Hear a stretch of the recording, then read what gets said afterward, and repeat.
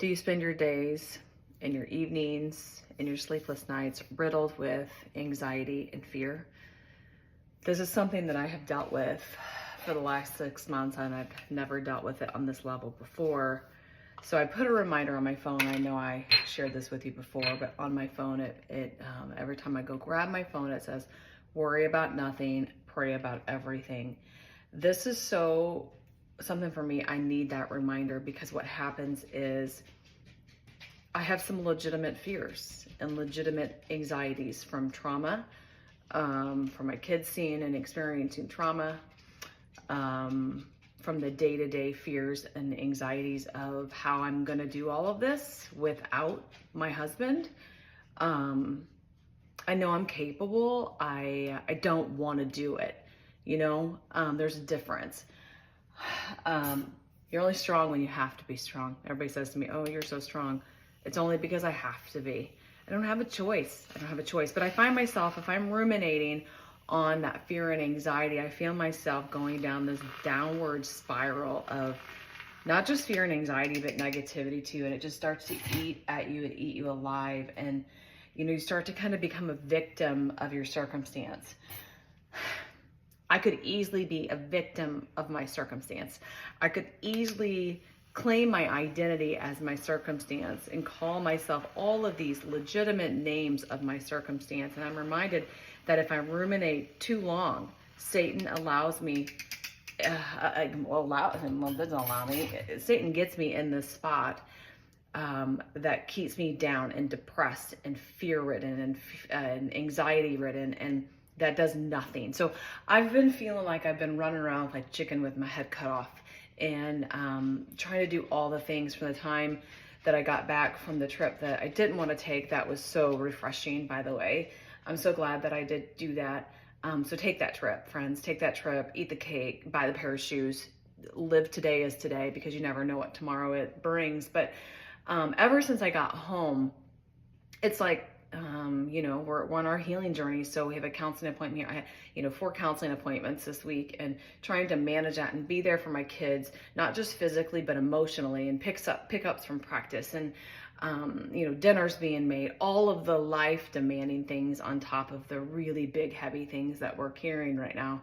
I get very, the busier I get, and the more fear and anxiety I hold, I do have a downward spiral, just this downward way of thinking.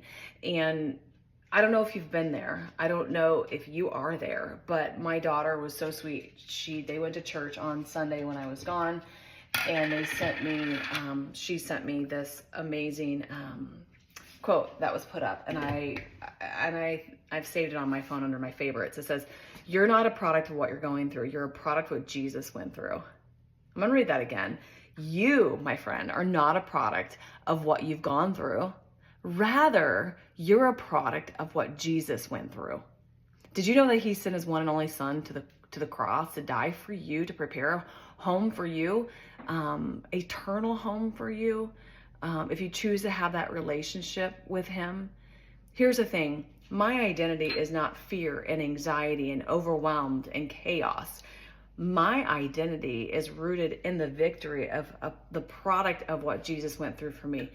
I am redeemed. I am victorious. I am all of those things that he did for me. So every time I start to think, I have to do this, I have to do that, I get to do this. I get to show up in a way and be a mom that I so desperately want to be. And when I don't have the strength, I rely on, I am a product of Jesus, what Jesus went through. I am a product of what he went through on that cross and rose from the dead for us. The victorious redemption, that is what I am a product of, not of my circumstances. That one terrible day doesn't have to define my identity. God walked with me that day. He was there with me that day. He was there with my children on that tragic day. And he will carry us through. And so I'm saying this out loud because I need to hear it out loud. And I wanted to share this and really kind of like materialize this, communicate this outside of my head, not just to share with you, but to help me, because I do get stuck in that rumination of fear and anxiety, and it gets me trapped. And Satan will keep you there, and he will keep you isolated. He will keep you thinking that you have no redemption in your story, that you have no victory in your future. And I'm going to tell you differently. You are not a product of what you've gone through. Rather, you are a product of what Jesus has done for you, what Jesus went through. So fall for Jesus, because he never leaves, my friend. I'm going to go sip on my coffee, and I'm not going to let fear and anxiety cripple me today. I'm going to choose. It's a choice every moment of the day when things happen that are very fearful and very anxiety ridden. I'm going to choose to not worry about it, not fear about it, give it to the Lord, and realize he is still writing my story, and he, my friend, has already won the battle.